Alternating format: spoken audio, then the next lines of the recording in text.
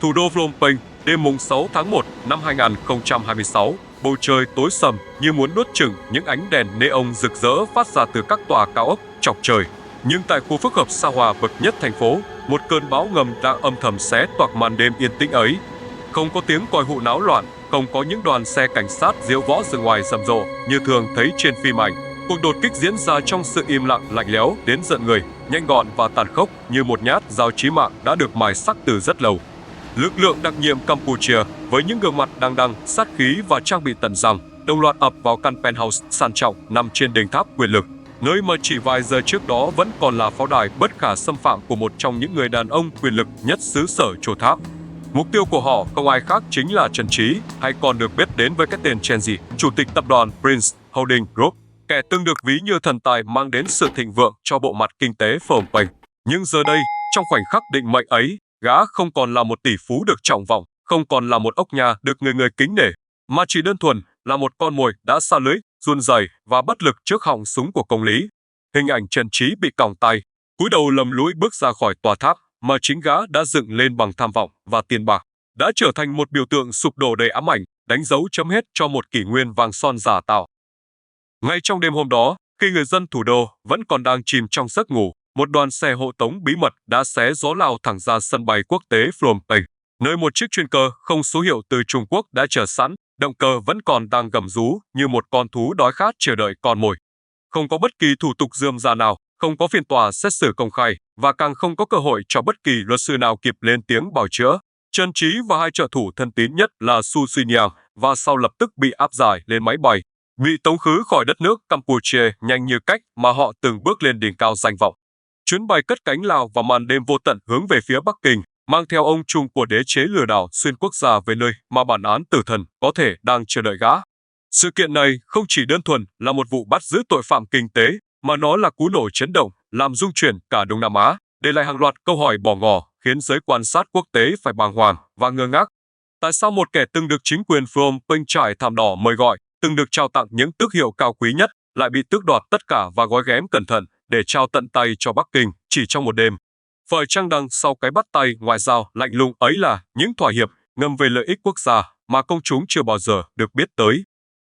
Và đây chính là câu hỏi lớn nhất, quan trọng nhất mà chúng ta cần phải giải mã ngay lúc này. Tại sao cùng một con người, cùng một tội ác, nhưng Mỹ lại quyết liệt tịch thu 15 tỷ đô la Bitcoin, còn Trung Quốc lại chỉ chăm đòi lấy người? Phải chăng Trần Trí không chỉ là một tội phạm, mà còn là một con tốt hí trên bàn cờ chính trị khốc liệt giữa ba cường quốc Mỹ, Trung gặp, nơi mà sinh mạng của một tỷ phú cũng chỉ là vật trao đổi để mua lấy sự bình ổn và lợi ích kinh tế?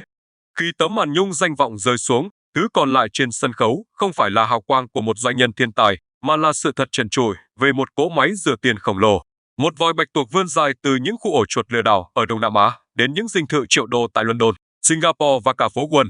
Chúng ta đang đứng trước cánh cửa của một mê cung pháp lý và tội ác phức tạp bậc nhất lịch sử hiện đại, nơi mà ranh giới giữa doanh nhân thành đạt và bố già mafia chỉ mong manh như một tờ giấy bạc, và cái giá phải trả cho sự im lặng đôi khi còn đắt hơn cả mạng sống. Hãy quay ngược thời gian trở lại thời điểm trước khi cơn bão ập đến, để thấy được sự tương phản đến nghiệt ngã giữa hai số phận của cùng một con người. Chỉ mới vài năm trước thôi, cái tên Trần Trí còn là bảo chứng cho sự thành công và quyền lực tuyệt đối. Gã xuất hiện trên khắp các trang bìa tạp chí, được ca tụng như một doanh nhân trẻ kiệt xuất với tầm nhìn vượt thời đại, người đã thay đổi diện mạo của cả một quốc gia bằng những dự án bất động sản tỷ đô và những hoạt động từ thiện hào phóng đến mức khó tin. Người ta thấy gã tay bắt mặt mừng với các nguyên thủ quốc gia, thấy gã trao tặng những ngôi trường, những bệnh viện, và thậm chí là cả những chiếc đồng hồ nạm kim cương trị giá hàng trăm ngàn đô la cho các đối tác cấp cao như những món quà xã giao thông thường. Dưới vỏ bọc của một mạnh thường quân vĩ đại, Trần Trí đã xây dựng cho mình một tấm khiên bảo vệ tưởng chừng như bất khả xâm phạm, một kim bài miễn tử được dát bằng vàng ròng và lòng tin của cả một hệ thống chính trị. Thế nhưng, ít ai ngờ rằng, ẩn sau nụ cười thân thiện và những cái bắt tay nồng ấm ấy là một con quỷ dữ đang nuôi dưỡng một đế chế tội ác kinh hoàng, một hệ sinh thái lừa đảo hút máu hàng triệu nạn nhân trên khắp thế giới để nuôi sống tham vọng điên cuồng của mình. Sự sụp đổ của Trần Trí không diễn ra từ từ, mà nó ập đến bất ngờ và tàn khốc như một cơn sóng thần cuốn phăng mọi thành trì kiên cố nhất. Từ vị thế của một kẻ nắm trong tay vận mệnh của hàng ngàn con người, gã bỗng chốc trở thành một kẻ vô gia cư, đúng nghĩa khi bị chính quốc gia mà gã đã nhập tịch quay lưng.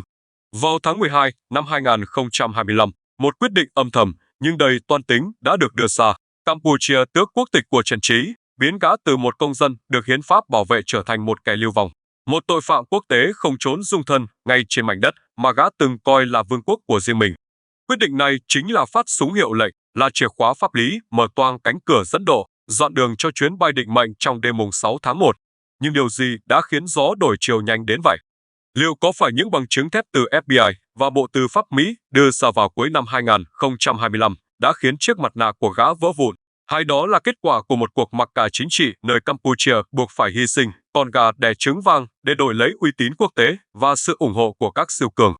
Câu chuyện về Trần Trí không chỉ là hồ sơ về một vụ án hình sự, mà nó là một bức tranh toàn cảnh về lòng tham, quyền lực và sự trừng phạt, nơi mà mỗi nước đi đều ẩn chứa những bí mật kinh hoàng về cách mà thế giới ngầm vận hành song song với ánh sáng của pháp luật. Và ngay bây giờ, chúng ta sẽ cùng nhau bóc tách từng lớp vỏ bọc ấy để nhìn thấy con quỷ thực sự đã ẩn nấp bên trong hình hài của một doanh nhân lịch lãm. Để hiểu được quy mô khủng khiếp của cú ngã ngựa này, chúng ta buộc phải tua ngược thước phim lịch sử trở về thời điểm mà huyền thoại về hoàng tử Trần Trí bắt đầu được thêu dệt. Một câu chuyện cổ tích thời hiện đại được viết nên không phải bằng phép màu, mà bằng hàng tỷ đô la đèn và những toan tính lọc lõi của một cái đầu đầy sạ. Sinh năm 1987 tại Phúc Kiến, vùng đất nổi danh là cái nôi của những thương nhân Hoa Kiều liều lĩnh và những đường dây di cư ngầm khét tiếng. Trần Trí mang trong mình dòng máu của những kẻ chinh phục, sẵn sàng đánh cược tất cả vào canh bạc cuộc đời. Giữa thập niên 2010, khi làn sóng đầu tư Trung Quốc bắt đầu tràn xuống Đông Nam Á như một cơn lũ, Trần Trí đã chọn Campuchia làm bến đỗ, không phải ngẫu nhiên, mà bởi gã nhìn thấy ở quốc gia đang phát triển này những kẽ hở tuyệt vời của một hệ thống pháp lý còn non trẻ, nơi mà đồng tiền có thể bè cong mọi nguyên tắc và quyền lực có thể được mua bán như một món hàng. Khác với những kẻ đồng hương chỉ chăm chăm vào việc mở sòng bạc chui hay buôn lậu vặt vãnh, Trần Trí có một tầm nhìn vĩ mô hơn, một tham vọng kiến tạo nên cả một đế chế mang tên Prince Holding Group, hay còn gọi là tập đoàn Thái tử. Cái tên nghe thôi đã toát lên sự ngạo nghễ và khát vọng vương quyền của kẻ đứng đầu. Chỉ trong một khoảng thời gian ngắn đến mức đáng ngờ, Prince Group đã vươn lên như một con quái vật khổng lồ nuốt chửng thị trường bất động sản Campuchia. Tốc độ bành trướng của nó khiến ngay cả những chuyên gia tài chính lão luyện nhất cũng phải đặt dấu hỏi. Tiền từ đâu ra mà nhiều đến thế? Câu hỏi ấy đã bị nhấn chìm bởi tiếng máy khoản, tiếng búa đóng cọc ngày đêm trên những công trường ngổn ngang khắp Phnom Penh và Sihanoukville. Dưới bàn tay phù phép của Trần Trí, những tòa nhà chọc trời mọc lên như nấm. Tiêu biểu là khu phức hợp Prince International Plaza tráng lệ nằm ngay giữa trái tim thủ đô. Hai trụ sở Prince Holding Group sừng sững như một pháo đài bất khả xâm phạm. Gã đã thay đổi bộ mặt đô thị của đất nước này, biến những vùng đất hoang vu thành những China thao thu nhỏ lấp lánh ánh đèn. Nhưng đằng sau vẻ hào nhoáng của những tấm kính cường lực phản chiếu ánh mặt trời ấy là một sự thật đen tối. Đó là những cỗ máy rửa tiền khổng lồ, là nơi dòng tiền bẩn từ các hoạt động phi pháp được tắm gội để trở thành những khoản đầu tư sạch sẽ, hợp pháp. Nhưng để vận hành được cỗ máy ấy trơn tru, Trần Trí hiểu rằng gã cần một tấm khiên bảo vệ, một chiếc mặt nạ đủ đẹp đẽ để che mắt thế gian và bịt miệng những kẻ tò mò, và không có gì hiệu quả hơn chiếc mặt nạ của một nhà từ thiện vĩ đại. Chiến dịch tẩy trắng của Trần Trí được thực hiện bài bản và tốn kém, không kém gì việc xây dựng đế chế kinh doanh. Gã vung tiền lập ra quỹ Prince Foundation, hào phóng tài trợ cho hàng loạt dự án cộng đồng, từ việc xây dựng trường học cho trẻ em nghèo, hỗ trợ thiên tai, cho đến việc tặng thiết bị y tế đắt tiền trong cơn đại dịch COVID-19. Hình ảnh vị chủ tịch trẻ tuổi, lịch lãm trong bộ vest cắt may thủ công, tận tay trao quà cho người nghèo đã xuất hiện dày đặc trên các trang báo nhà nước, được ca tụng như một vị Bồ Tát sống, một ân nhân của nhân dân Campuchia. Sự hào phóng có tính toán ấy đã mang lại cho gã phần thưởng vô giá, tước hiệu ốc nhà vào năm 2019. Ở Campuchia, ốc nhà không chỉ là danh hiệu đại gia công đức, mà nó là tấm vé thông hành bước vào giới thượng lưu, là sự bảo chứng cho mối quan hệ mật thiết với chính quyền, và quan trọng hơn cả, nó là một loại bùa hộ mệnh giúp người sở hữu gần như miễn nhiễm với những rắc rối pháp lý thông thường. Với danh hiệu này, Trần Trí đã chính thức bước qua ranh giới của một doanh nhân ngoại quốc để trở thành một phần của giới tinh hoa bản địa, một người nhà được che chở và yêu ái. Đỉnh cao của nghệ thuật ngoại giao và sự thao túng quyền lực của Trần Trí có lẽ được gói gọn trong một giải thoại mà giới thạo tin vẫn thường rỉ tai nhau với vẻ kinh ngạc xen lẫn sợ hãi. Đó là câu chuyện về những chiếc đồng hồ Lotus Turbulent siêu sang trọng, mỗi chiếc được nạm tới 25 viên đá quý lấp lánh, một kiệt tác của sự xa xỉ. Tại hội nghị thượng đỉnh ASEAN năm 2022 diễn ra ở Phnom Penh, những chiếc đồng hồ này đã được chính quyền Campuchia lựa chọn làm quà tặng ngoại giao cho các nguyên thủ quốc gia hàng đầu thế giới, trong đó có cả Tổng thống Mỹ Joe Biden. Điều khiến người ta lạnh sống lưng không phải là giá trị của món quà, mà là chi tiết tinh xảo nằm bên trong mặt số. Logo hình vương miện của Prince Group được khắc chỉ một cách đầy kiêu hãnh. Hãy tưởng tượng sự ngạo mạn của Trần Trí khi gã dám đóng dấu ấn của một tập đoàn tội phạm lên cổ tay của những người quyền lực nhất hành tinh, biến họ thành những đại sứ thương hiệu, bất đắc dĩ cho đế chế của mình. Dù sau đó Tổng thống Biden đã chuyển món quà này vào kho lưu trữ theo quy định, nhưng sự kiện ấy đã chứng minh một thực tế đáng sợ. Quyền lực của Trần Trí đã vươn vòi bạch tuộc thâm nhập sâu vào bộ máy chính trị, biến gã từ một gã nhà giàu mới nổi thành một bố già thực thụ, kẻ có thể đứng trong bóng tối và giật dây những con rối ngoài ánh sáng. Chính nhờ mạng lưới quan hệ chằng chịt và vỏ bọc hào nhoáng được dát bằng vàng và lòng tốt giả tạo ấy, Trần Trí đã xây dựng nên một nhà nước bên trong nhà nước. Trong mắt công chúng và nhiều quan chức đã bị mua chuộc, Prince Group là biểu tượng của sự thịnh vượng, là động lực kinh tế không thể thay thế. Nhưng có ai ngờ rằng, chính những ngôi trường gã xây, những nụ cười gã trao tặng lại được nuôi dưỡng bằng máu và nước mắt của hàng ngàn nạn nhân đang bị giam cầm trong các khu tự trị kỹ thuật số mà gã điều hành. Trần Trí đã chơi một ván cờ quá cao tay, dùng tiền bẩn để mua danh tiếng sạch, rồi dùng danh tiếng sạch để bảo vệ nguồn tiền bẩn, tạo thành một vòng tròn khép kín hoàn hảo. Nhưng gã đã quên mất một điều cốt lõi của quy luật nhân quả, cái kim trong bọc lâu ngày cũng sẽ lòi ra, và khi lớp mặt nạ thánh nhân ấy bị xé toạc, thứ lộ ra sẽ không phải là khuôn mặt của một thiên thần, mà là bộ mặt gớm ghiếc của một con quỷ hút máu đồng loại, một sự thật trần trụi và tàn khốc mà chúng ta sẽ cùng nhau bước vào ngay sau đây. Bên trong những cánh cổng sắt đóng kín của địa ngục trần gian mang tên khu phức hợp lừa đảo. Nếu như ở bên ngoài, Trần Trí đeo lên mình chiếc mặt nạ của một doanh nhân thiên sứ, thì ngay sau những cánh cổng sắt đóng kín của các khu phức hợp mang tên Prince hay Mango, gã hiện nguyên hình là một cai ngục tàn bạo của thế kỷ 21, kẻ điều hành những trại tập trung kỹ thuật số nơi nhân quyền là một khái niệm xa xỉ và mạng người rẻ mạt hơn cả một dòng mã lệnh. Hãy quên đi những văn phòng làm việc tiện nghi với máy lạnh pha mà gã thường quảng cáo. Thực tế bên trong những bức tường bê tông cốt thép kiên cố được rào kẽm gai chằng chịt ấy là một thế giới hoàn toàn khác, một vùng xám vô pháp vô thiên mà ngay cả cảnh sát địa phương cũng e ngại không dám bước chân vào. Tại đây, hàng ngàn thanh niên từ Việt Nam, Trung Quốc, Thái Lan cho đến tận Hàn Quốc, Malaysia đang bị giam cầm như những nô lệ thời đại mới, bị vắt kiệt sức lao động đến tận cùng để nuôi sống cỗ máy in tiền khổng lồ của đế chế Prince.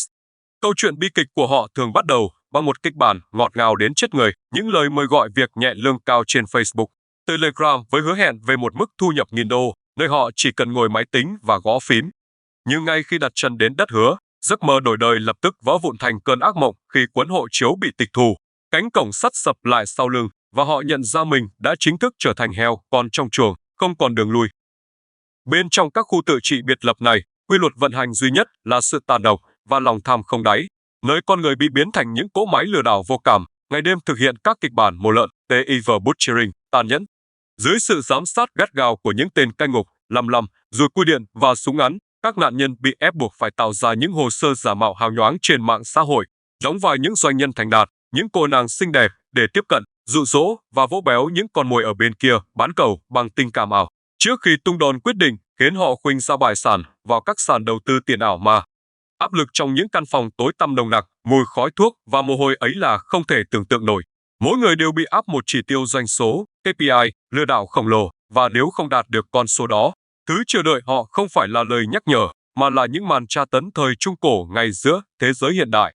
Những tiếng thét xé lòng vang lên trong đêm, hình ảnh những cơ thể bầm tím vì bị đánh đập, bị trích điện, bị bỏ đói, hay thậm chí là bị bán qua tay từ công ty này sang công ty khác như một món hàng hết đát, đã trở thành cơm bữa tại những nơi được gọi mỹ miều là khu công nghệ cao. Sự tàn bạo của đế chế Trần Trí không chỉ dừng lại ở việc bóc lột sức lao động, mà nó còn đẩy con người đến bước đường cùng của sự tuyệt vọng, nơi cái chết đôi khi được xem là một sự giải thoát nhẹ nhàng.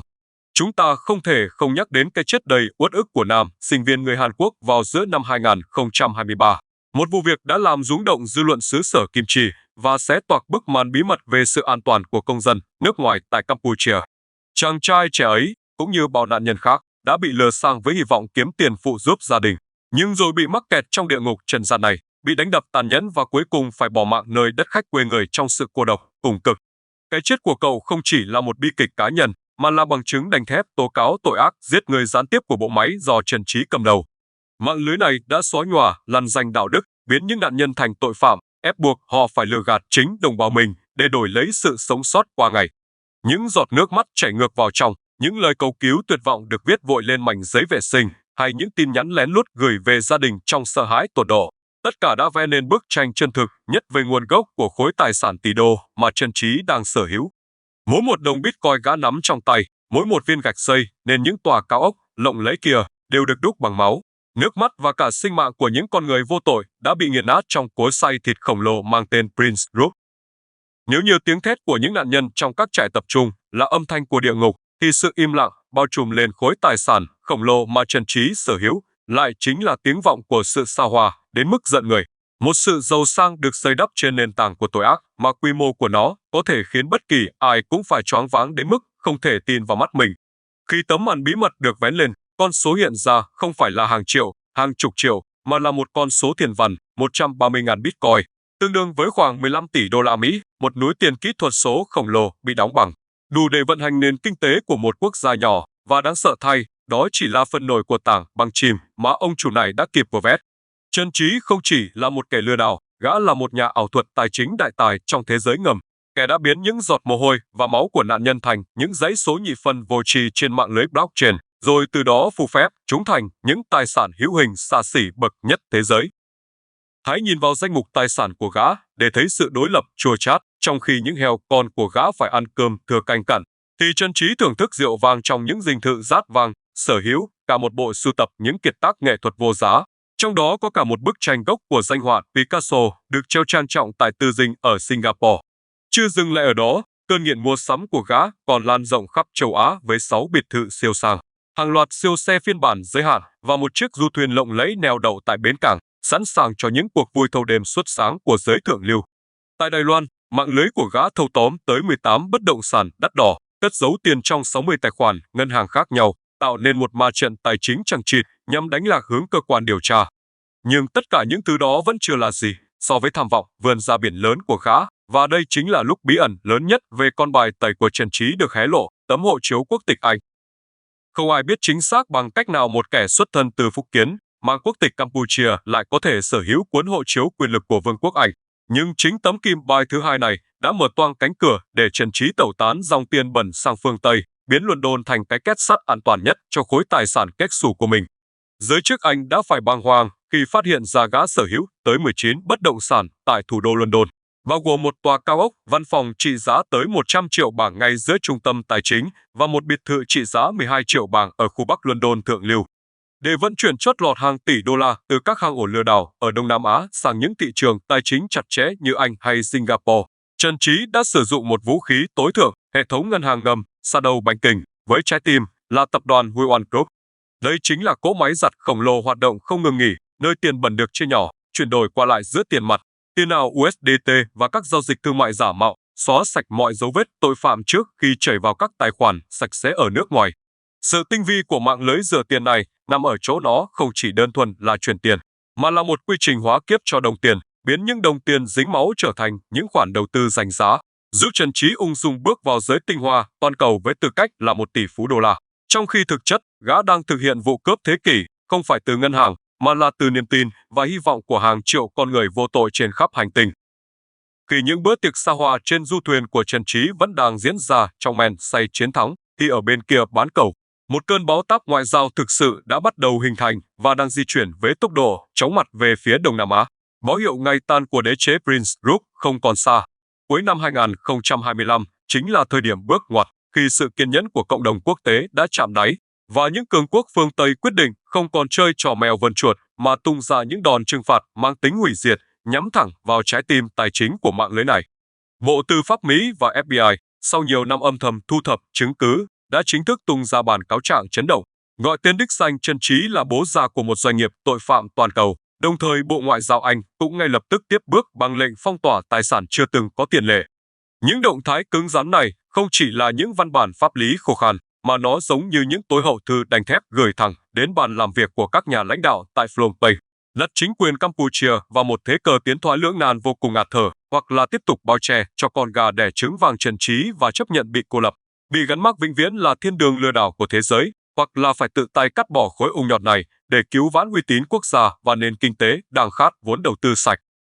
Dưới áp lực nghẹt thở từ Washington và London, cùng với sự dò xét gắt gao của lực lượng đặc nhiệm tài chính FATF, cán cân lợi ích tại Campuchia bắt đầu nghiêng hẳn về phía trảm tướng, nhất là khi tân Thủ tướng Hun Manet đang nỗ lực xây dựng một hình ảnh đất nước thượng tôn pháp luật và minh bạch. Nhưng làm thế nào để bắt và dẫn độ một người đang mang quốc tịch Campuchia, được hiến pháp bảo vệ và sở hữu tước hiệu ốc nhà cao quý mà không gây ra một cuộc khủng hoảng hiến pháp hay là mất mặt giới chức trong nước? Câu trả lời nằm ở một nước cờ pháp lý tàn nhẫn nhưng cực kỳ khôn ngoan, một cú lật kèo ngoạn mục được thực hiện trong bóng tối mà Trần Trí, dù có lọc lõi đến đâu, cũng không thể ngờ tới. Tháng 12 năm 2025, khi ông Trùm vẫn đang loay hoay tìm cách tẩu tán tài sản, một quyết định hành chính tối mật đã được ký duyệt, tước bỏ hoàn toàn quốc tịch Campuchia của Trần Trí và các đồng phạm. Đây không chỉ là một thủ tục hành chính, mà là một nhát dao chí mạng cắt đứt mọi sợi dây bảo hộ cuối cùng, biến Trần Trí từ một đứa con cưng của chế độ trở thành một kẻ ngoại lai không quốc tịch, một bóng ma pháp lý ngay trên mảnh đất mà gã từng coi là vương quốc của mình. Hành động tước quốc tịch này chính là chìa khóa vạn năng giải quyết mọi rắc rối, nó giúp Campuchia rửa tay sạch sẽ trước cáo buộc bao che tội phạm, đồng thời mở toang cánh cửa pháp lý để trục xuất gã mà không vi phạm nguyên tắc, không dẫn độ công dân mình cho nước ngoài.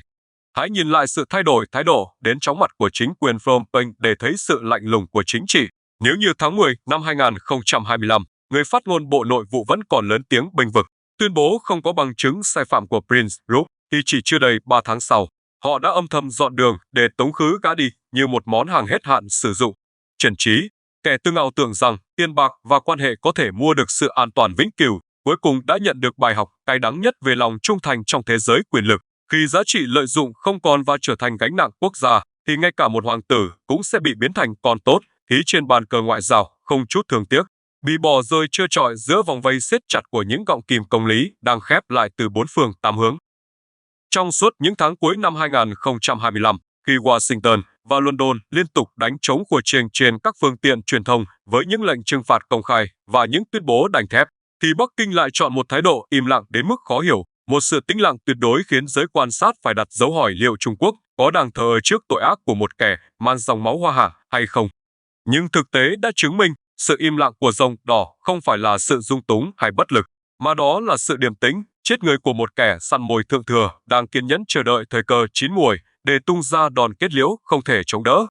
Đằng sau bức màn ngoại giao tưởng chừng như lạnh nhạt ấy là những đường dây nóng hoạt động hết công suất, những cuộc đàm phán mật không có biên bản giữa các quan chức an ninh cấp cao của Trung Quốc và Campuchia để chốt hạ số phận của Trần Trí.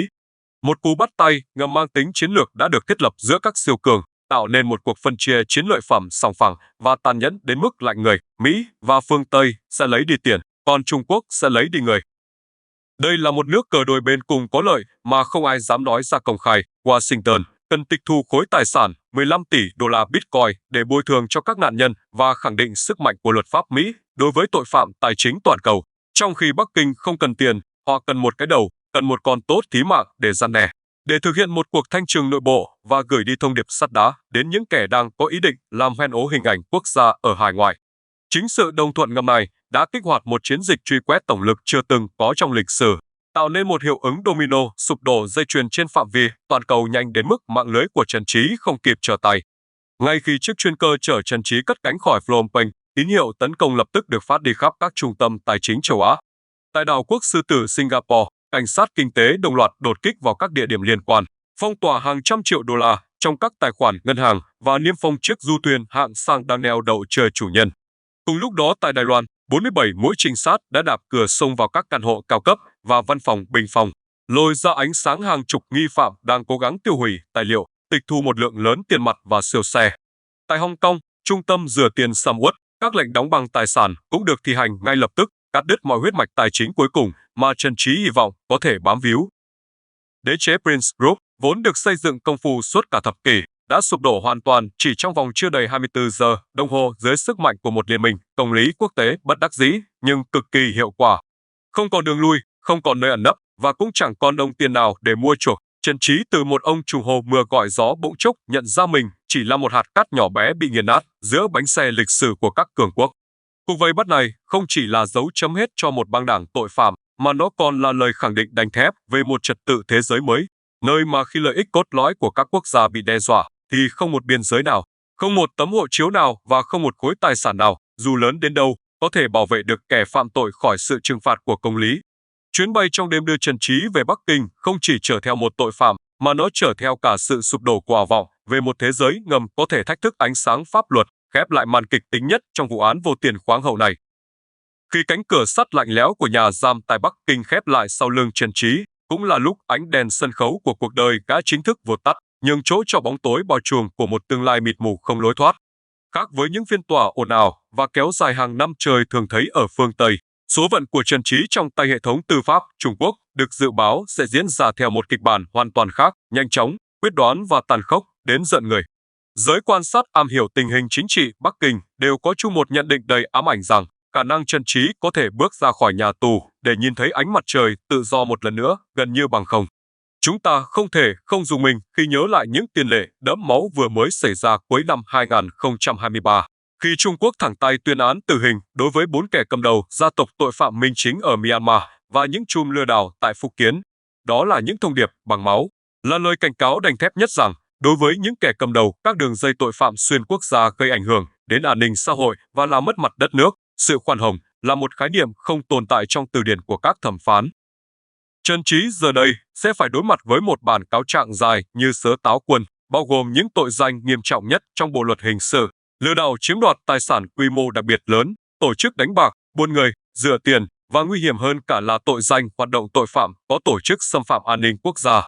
Với tính chất nhạy cảm của vụ án liên quan đến cả ngoại giao và những bí mật dòng tiền của giới quan chức, rất có thể một phiên tòa kín sẽ được dựng lên, nơi mà công lý được thực thi trong im lặng và bản án được định đoạt từ trước khi tiếng búa của quan tòa vang lên. Cái chết, dù là về mặt thể xác hay là một bản án trung thân vĩnh viễn không ân xá trong những trại giam khắc nghiệt nhất vùng Tây Bắc, đang treo lơ lửng trên đầu hoàng tử ngày nào như một lưỡi gươm Damocles trực chờ giáng xuống bất cứ lúc nào để kết thúc một kiếp người đầy tội lỗi.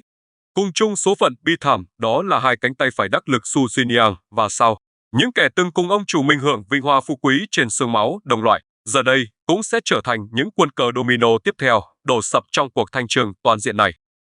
Nhưng trong khi số phận con người đang được định đoạt tại phương Đông, thì ở bên kia bán cầu, một cuộc chiến khác cũng khốc liệt không kém đang bùng nổ, cuộc chiến tranh giành quyền kiểm soát kho báu 15 tỷ đô la.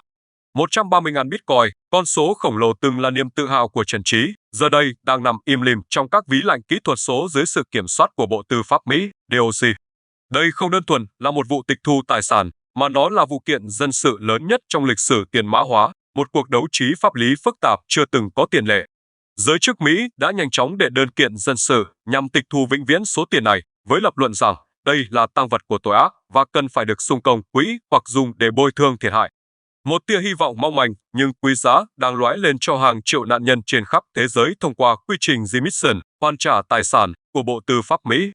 Nếu thành công, đây sẽ là một cuộc di cư tài chính ngược dòng ngoạn mục, khi dòng tiền bẩn từng bị hút về túi Trần Trí sẽ được chia nhỏ và chảy ngược về túi của những người bị hại. Từ những bà nội trợ mất tiền tiết kiệm ở Hàn Quốc cho đến những sinh viên bị lừa đảo ở Việt Nam. Tuy nhiên, con đường để công lý tài chính được thực thi sẽ không trải hoa hồng mà đầy giấy chông gai pháp lý.